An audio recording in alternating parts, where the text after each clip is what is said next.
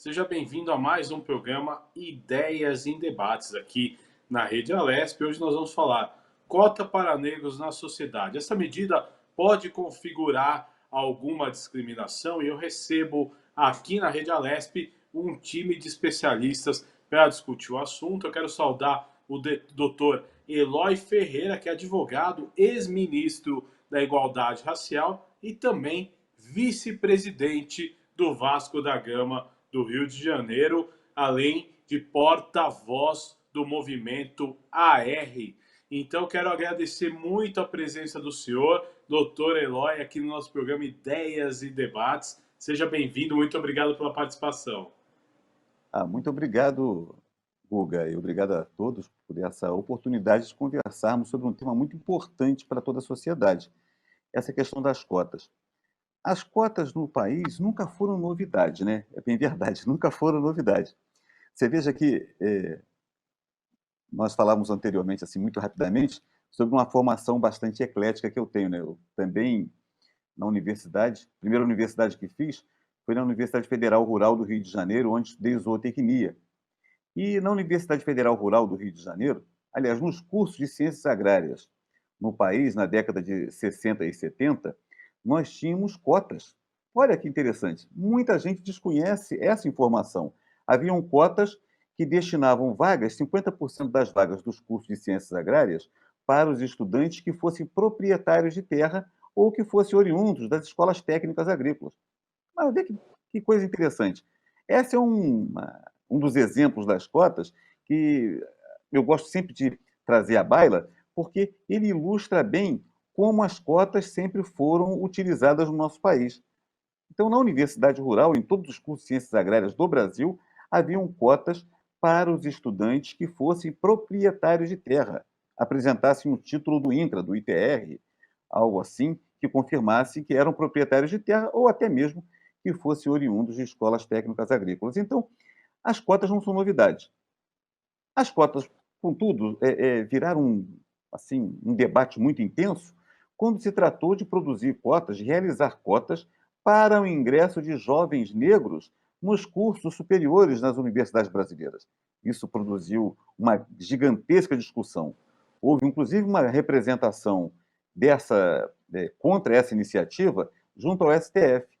Essa iniciativa democrática foi questionada junto ao STF e o STF, naquela ocasião, ele decidiu, por unanimidade, note só, não é uma decisão qualquer, é uma decisão, todos os ministros concordaram que era absolutamente legal, absolutamente legítimo a realização de cotas na administração pública, no serviço público e, sobretudo, nas universidades. Então, Guga, as cotas que foram tão questionadas naquela ocasião, eu espero ter respondido essa primeira indagação, sobre essa discussão.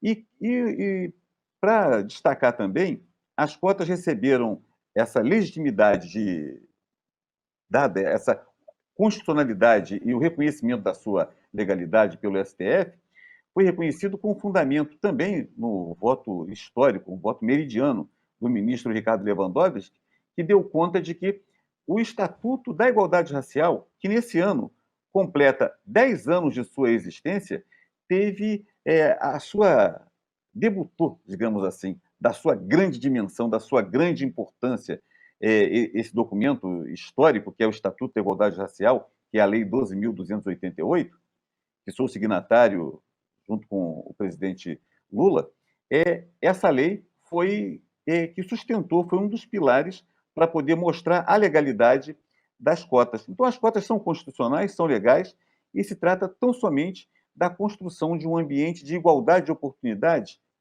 para todo o país, em toda a nação.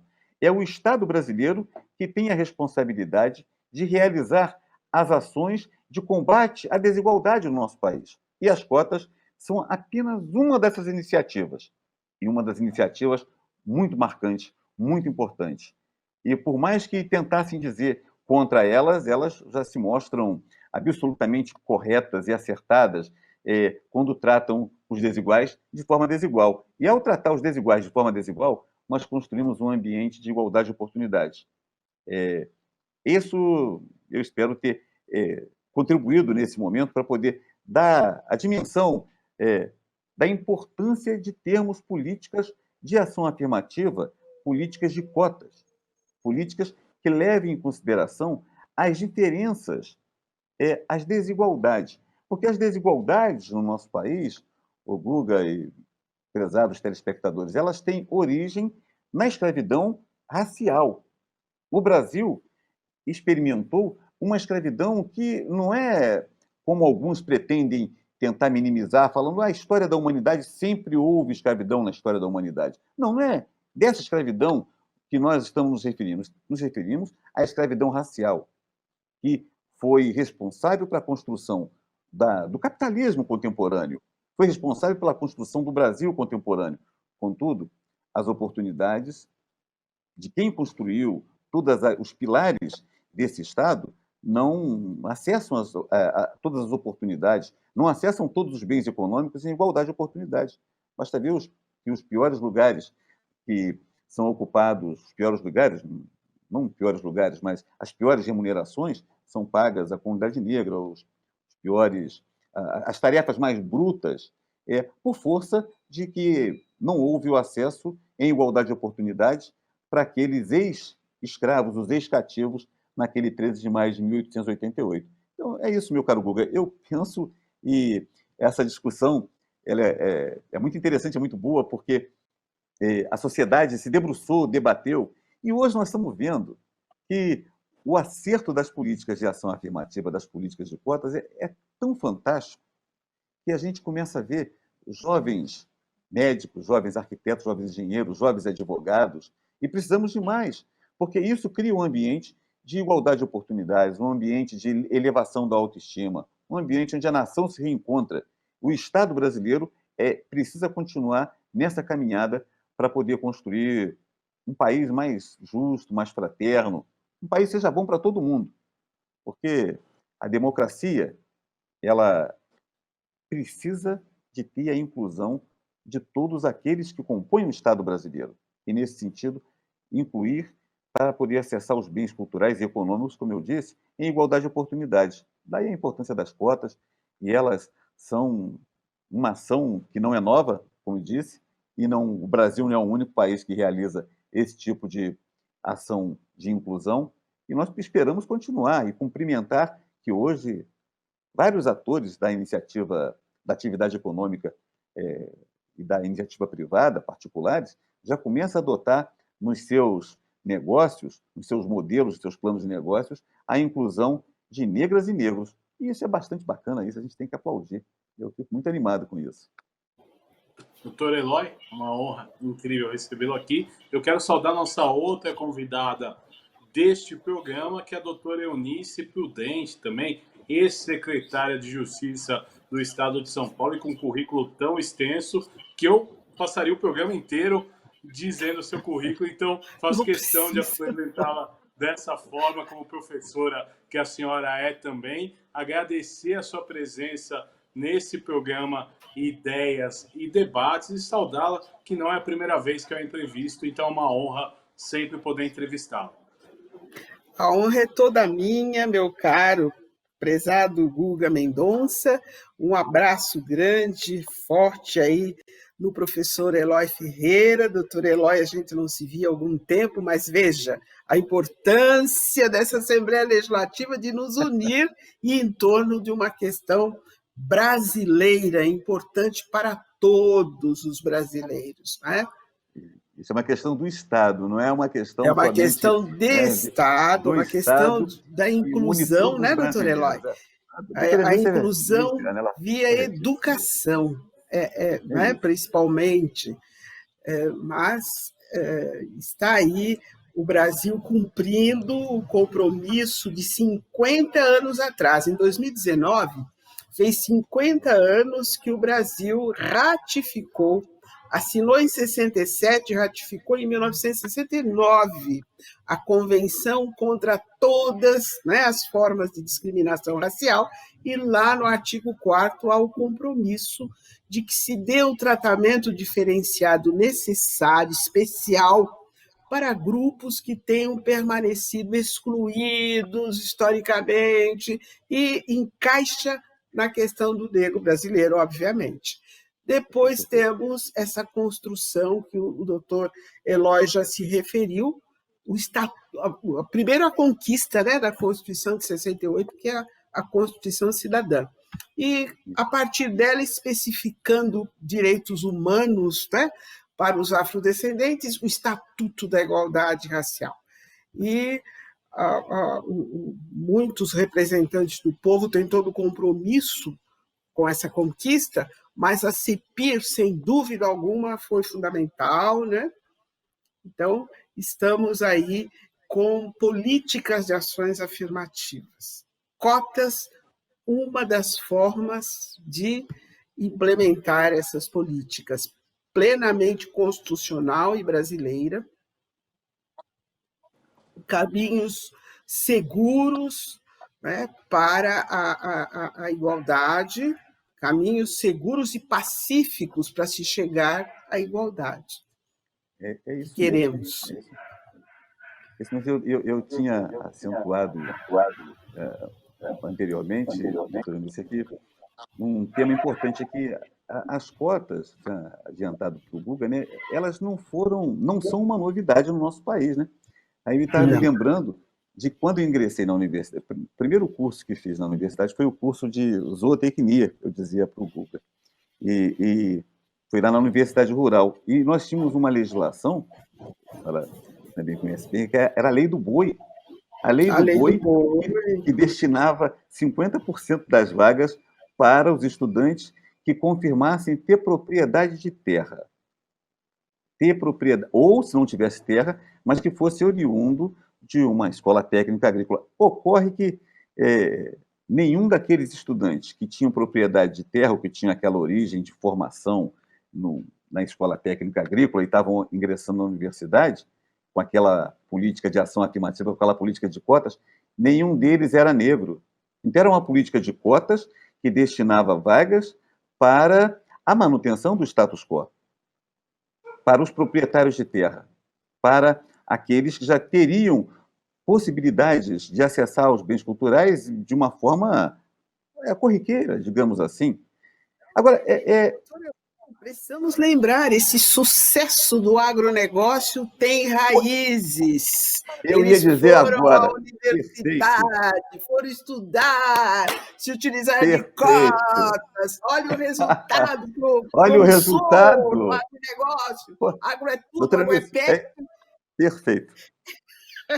Mas veja, isso. nas minhas pesquisas, então, meu caro Guga, meu caro doutor Eloy, a primeira providência, né, no que diz respeito à implementação de política de ações afirmativas foi em 1863, com o reconhecimento do casamento protestante para incluir as famílias que vieram do norte da Europa, sobretudo da Alemanha, que foram para formar as colônias agrícolas no sul do Brasil, né?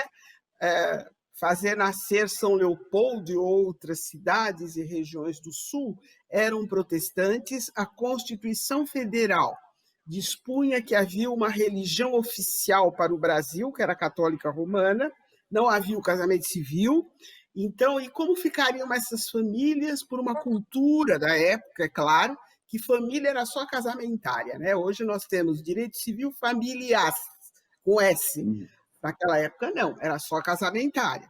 Então, como ficariam a situação dessas famílias para que eles fossem incluídos, respeitados, exercessem outros direitos, inclusive desse incrível direito de propriedade privada, né, tão valorizada nessa cultura brasileira e que tão poucos têm acesso? Mas, enfim, por tudo isso foi reconhecido por lei, depois veio o decreto, 1863, do reconhecimento do casamento protestante. Naquele momento, lá no Império escravizador e tal, se reconheceu, se deu esse tratamento diferenciado, uma discriminação positiva para quem era protestante, para a inclusão, sem dúvida, numa ordem cronológica, foi a primeira, historicamente, providência. E hoje se discute tanto, se questiona tanto, não é? Quando se trata de incluir a maioria, né, os afrodescendentes. Isto é muito sério nesta República. É bastante sério. Eu acho que é facilmente inteligível a importância da inclusão pelas vias do trabalho, do emprego, pelas vias da educação. Ninguém está tirando nada de ninguém, né? Nem vamos nos falar em qualquer outra forma, né, aí de reivindicação. Não é isto. É política de inclusão de direitos humanos. Política para que o Estado brasileiro realize a sua missão, reduzir as desigualdades e construir uma pátria onde todos tenham as oportunidades e não sejam discriminados. E a senhora abordou um tema, doutor Eunice, que é muito forte, essa questão do tanto de discussões que tem acontecido por conta das cotas. Eu me recordo que na Universidade do Estado do Rio de Janeiro, na UERJ, quando foi ser uma iniciativa de implantar as cotas para os estudantes negros, aí teve uma discussão muito tensa naquela época. Dizia-se que os estudantes negros não teriam condições de desenvolver-se naquele ambiente. Dizia-se se levasse os estudantes negros por cotas, a universidade iria se desmanchar, porque haveria um grande confronto dos cotistas e não cotistas e assim por diante, de que não haveria aprendizado e tudo. Tudo isso caiu por terra. Os estudantes não negros e os estudantes negros tiveram uma convivência fantástica, extraordinária. Os estudantes cotistas tiveram também um desempenho muito superior ou igual, nunca menor do que os estudantes não negros. As taxas de evasão dos estudantes negros foram sempre menores, até do que dos estudantes não negros. Então, veja que o ingresso na universidade foi de uma iniciativa extraordinária. Agora, eu gostaria de compartilhar uma preocupação, já que nós falamos das cotas, da importância delas e do como elas são, eu gostaria de compartilhar uma preocupação com a senhora, doutora Nilce, aproveitar o Google para poder trabalhar isso. É porque nós estamos vivendo um momento terrível. Houve um conjunto de violências deflagradas nos Estados Unidos desde sempre. O racismo nos Estados Unidos sempre foi uma marca muito forte daquele Estado. Aí a ofensa brutal que o George Floyd experimentou produziu uma onda de intensos protestos que se alastrou pelos Estados Unidos, e inúmeros outros países também receberam aquelas manifestações contra o racismo, e foram manifestações onde jovens negros e não negros, manifestações onde a sociedade disse não ao racismo. Todos têm direito à vida. Disseram não ao racismo. E aí, nesse meio tempo, desde a morte do Floyd até agora, nós temos visto um conjunto de ofensas que têm sido praticadas aos jovens negros, seja no shopping, ou seja nas suas casas, na favela, onde somos uma maioria muito significativa, e assim por diante. E aí, eu quero dizer que nós estamos vivendo um momento de uma grave pandemia e que alcança a comunidade negra de uma forma estúpida.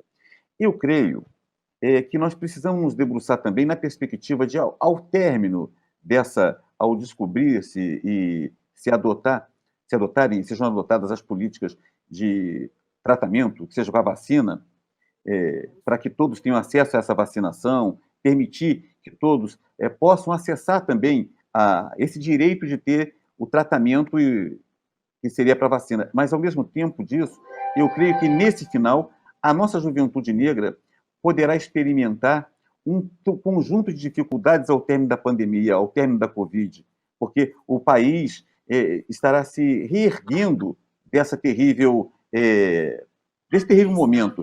Então, nós precisamos construir uma ação política também de cotas de ação afirmativa para a proteção, para alcançar essa juventude negra, jovens, homens e mulheres, para que não sejam largados ao abandono à própria sorte quando a pandemia estiver sob o controle, quando já tivermos a cura da pandemia. Talvez precisamos que o Estado brasileiro e todos os seus entes federados possam pensar em lançar mão de políticas públicas no sentido de proteger esses jovens negros e negras, no sentido da atividade laboral, do trabalho e da atividade escolar também.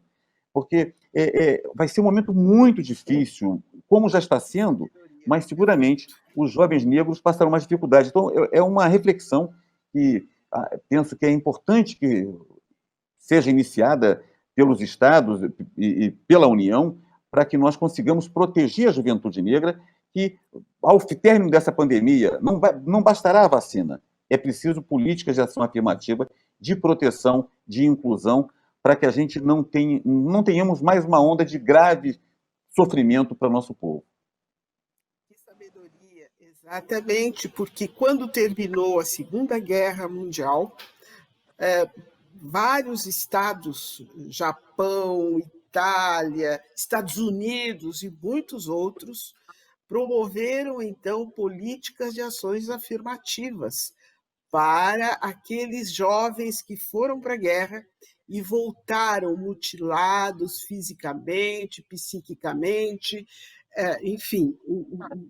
No caso do Japão, as pessoas que foram vitimadas, sobreviventes, né, de Hiroshima, Nagasaki, então nós temos legislações específicas na reconstrução após a Segunda Guerra, onde o Estado, com legislação voltada para uma coletividade de pessoas, não precisa CPF, não precisa endereço, nem nome. O importante é o nexo causal. Todas as pessoas que foram prejudicadas na Segunda Guerra Mundial, nos diversos eventos, ou porque foram defender a liberdade contra o nazifascismo. Nunca pensei que fosse tão importante comunicar o óbvio em 2021, que o nazifascismo foi derrotado na Segunda Guerra Mundial. E, né, no caso de Hiroshima e Nagasaki, as pessoas prejudicadas pela bomba atômica, então a legislação vem para proteger uma coletividade de pessoas. A única coisa que a pessoa vai demonstrar é que ela teve prejuízos decorrentes da guerra. Então, agora, após a pandemia, na reconstrução, como sabiamente o doutor Eloy acabou de lembrar, é preciso que o governo brasileiro venha com essa legislação reconhecendo todas as coletividades que foram seriamente prejudicadas na saúde, no emprego, enfim, o drama da pandemia. E o nexo causal é a pandemia, não é para ficar, como vimos recentemente, um descontrole entre órgãos do governo para fornecer o auxílio, né, para as pessoas. Não, já temos a nível jurídico legal a experiência lá atrás, da segunda metade do século XX, da guerra. Então, a legislação vem reconhecendo o direito a coletividades. A única coisa, a pessoa vai dizer, não, realmente, né, fui prejudicado por causa dos meses, o ano de 2020 da pandemia. E essa pessoa vai receber o tratamento diferenciado, sim, se quer, né, fazer valer o Estado democrático de direito com tanta dificuldade que conseguimos conquistar lutando contra uma ditadura. Então, tem que implementar agora as conquistas, as possibilidades desta Constituição. E o doutor Eloy tem razão. A reconstrução, agora, muitos olhos, porque precisamos todos estar, né, voltados para reconstruir a nação ou as nações. E há pessoas aí vitimadas. São os que estão na base da pirâmide socioeconômica. No caso do Brasil, os negros, não é? Ele tem toda a razão. Então, está aí, né, uma proposta respeitável, legal e plenamente constitucional. O mundo já tem essa expertise, né, essa experiência de atender a coletividade. Não tenham medo de individualizar, não precisa individualizar, não tenham medo de fraudes, não, porque é tão visível, né, a situação de certas pessoas. em decorrência da pandemia. Perfeito. Agora eu queria saber a opinião de vocês, né, em relação a esse assunto. Vamos pegar o mundo, né? O Brasil está atrasado, o Brasil ele avançou em algumas políticas, em algumas discussões. Eu queria que vocês fizessem uma análise do mundo em relação ao nosso país. Poxa, você agora jogou pesado, né, Não Guga? faz... Como é que é? Guga Mendonça, não faz pergunta difícil. Vamos ter que pedir auxílio para os universitários. Isso, chamar os universitários. Olha, meu caro Guga, a nossa questão é séria, viu? Não sei se... Eu espero não fugir muito do assunto, nem falar de mates, mas eu tenho observado certos acontecimentos, como todo mundo, né? Brasil e outros estados aí do mundo, por exemplo, Filipinas. Todos nós acompanhamos o caso recente do espancamento de uma empregada doméstica por uma autoridade filipina aqui no Brasil. Mas ocorre que as Filipinas têm muito em comum conosco, por incrível que pareça. Que cultura há nas Filipinas? Quem colonizou as Filipinas? Quem colocou as mulheres nessa situação de subalternidade? As questões de gênero nas Filipinas. Como é que é cuidado lá? O que diz a legislação filipina?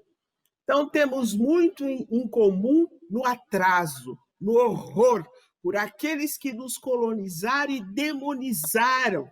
demonizaram a questão de gênero, demonizaram a questão de orientação sexual, colocaram as mulheres numa situação subalterna. E quando, né, as mulheres engravidam e ninguém engravida sozinha, ela vai responder sozinha, igualzinho o Brasil. Resultado: atraso, desrespeito aos direitos humanos. E o pior é que é em nome de Deus, o mesmo Deus que esteve por aqui, na colonização, esteve lá também nas Filipinas. Veja a história das Filipinas. Ela é diferente do Japão, é diferente da Coreia, é muito parecida aqui com a América Latina. Desculpe, Duda Mendonça, Assembleia Legislativa, desse desabafo que eu estou me utilizando do espaço público aqui para poder falar que esse desrespeito, né, às mulheres. Vejam que algumas famílias brasileiras receberam, né, moças, mulheres filipinas como empregadas domésticas no Brasil. Elas têm inglês fluente, elas são muito boazinhas, elas são subalternas, elas não exigem direitos. Vieram 300, né, mulheres para trabalhar aqui como empregadas domésticas. Dali a um ano, elas já estavam fugindo em São Paulo, fugindo de famílias de certos condomínios, porque estavam recebendo tratamento análogo a escravo. Onde é que tem tratamento análogo a escravo no mundo? No Brasil tem, nas Filipinas tem, e aí as Filipinas que vieram para cá agora padecem aqui. Temos muito em comum com os estados mais atrasados do mundo pela nossa formação e pelo histórico. Pois é. Mas deixo o professor Eloy falar. Nossa, olha, a sua manifestação, doutora Eunice, foi de uma relevância, uma dimensão extraordinária e de uma grande importância, porque é um tema muito forte. Mas eu gostaria também de, nesse momento, talvez imaginar uma coisa. Nós somos o segundo país em mortes, quase 160 mil mortos pela Covid. Quase 100. O debate negacionista da Covid tem produzido uma tragédia. O aumento, o descuido, a falta de cuidados, de uso de máscaras, um horror. E isso é péssimo para a ciência, porque a ciência está trabalhando em busca de uma alternativa. Então, o Brasil sempre se escudou no negacionismo. A história, a elite brasileira, ela parece que tem um medo de se encontrar com a história, medo que a história retorne. Não, a história é aquilo que já houve.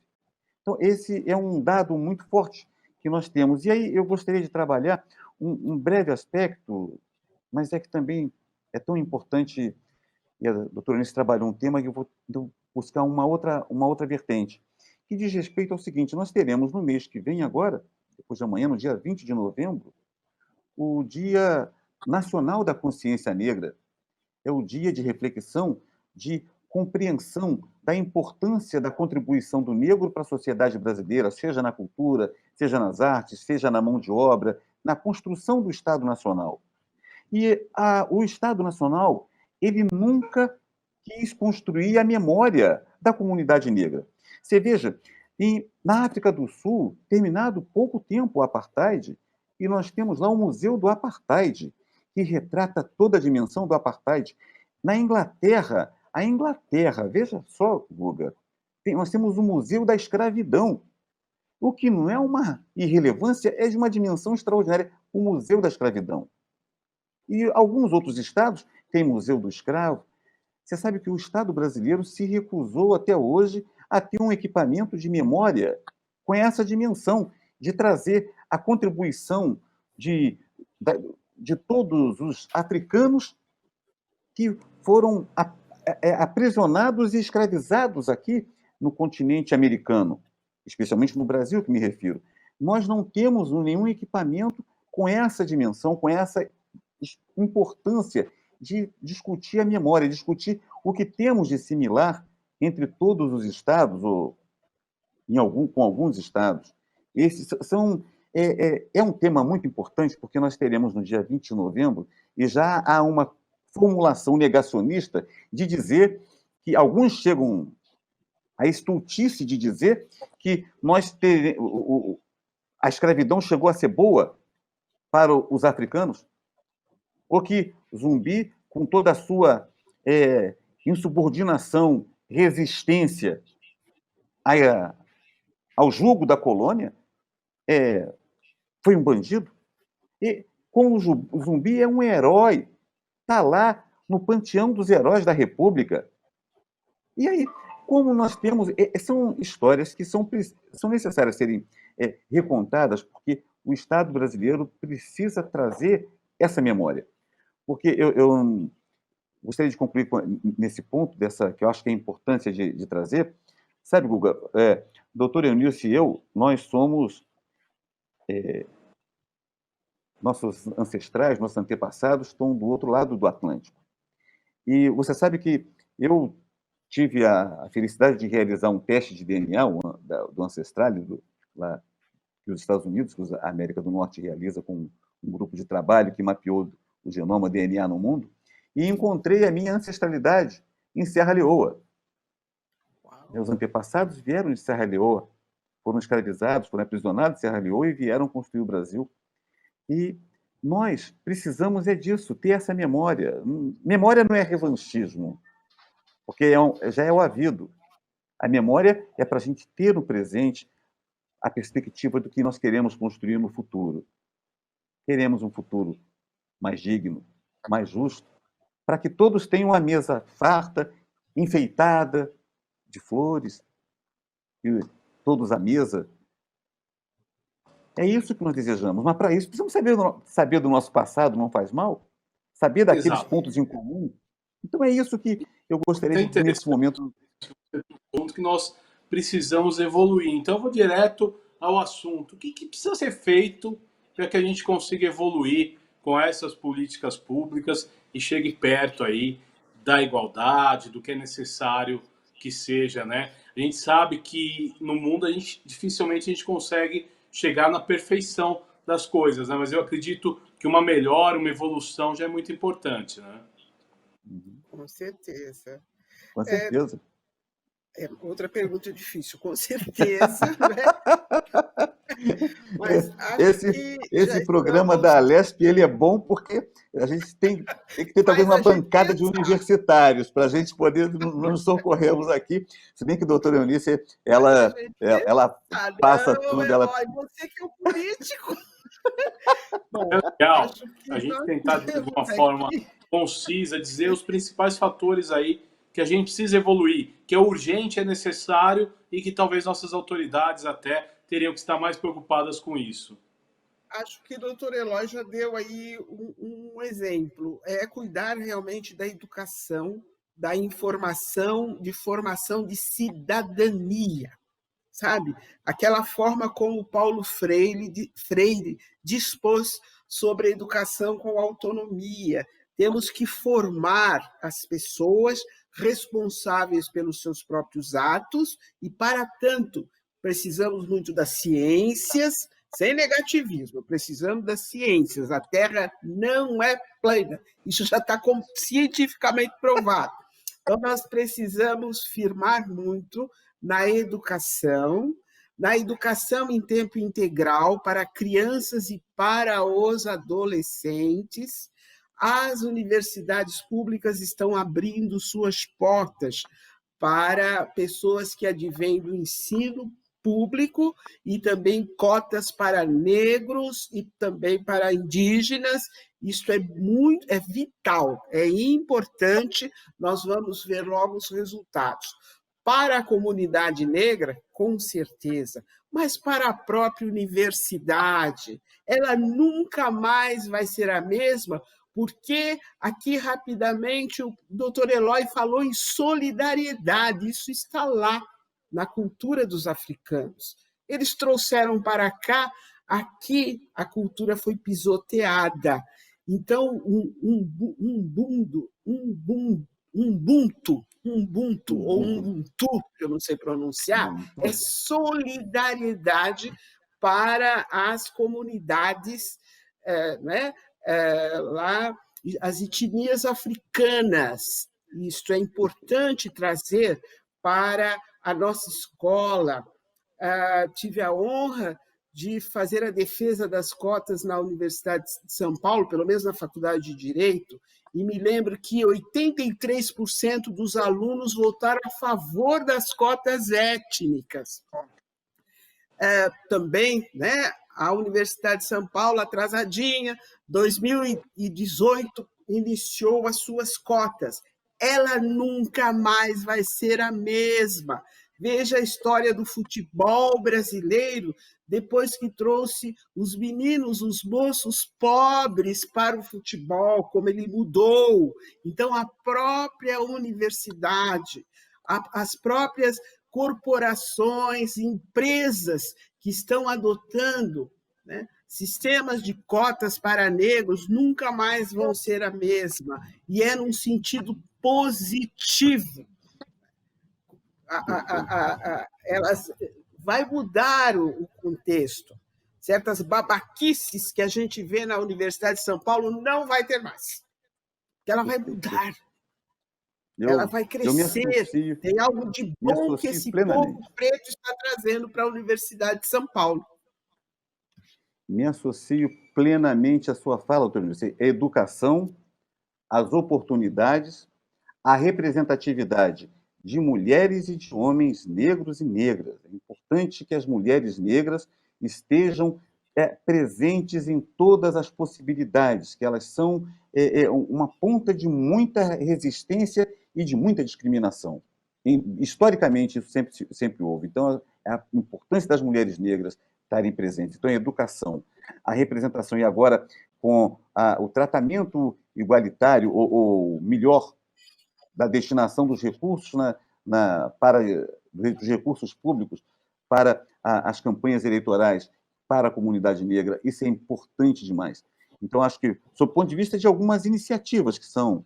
Então, educação, criar a igualdade, ações que permitam a igualdade de oportunidades na iniciativa pela administração pública e pela iniciativa privada.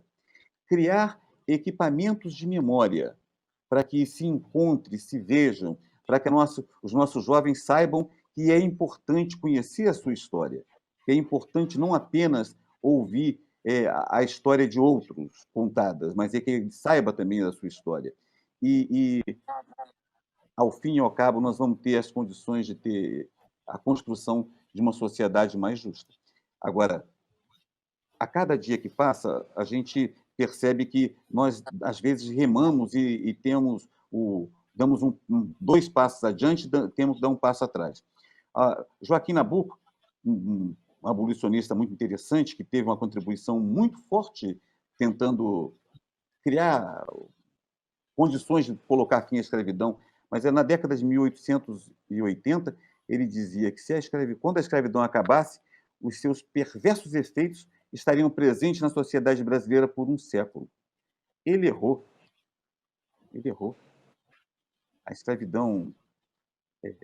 Estamos há 132 anos do fim da escravidão formal, ali, e os efeitos dela estão tão presentes na nossa sociedade, e nós não podemos continuar a fazer 200 anos do fim da escravidão, e as oportunidades, né, a presença da escravidão está tão presente, está tão marcante na nossa sociedade.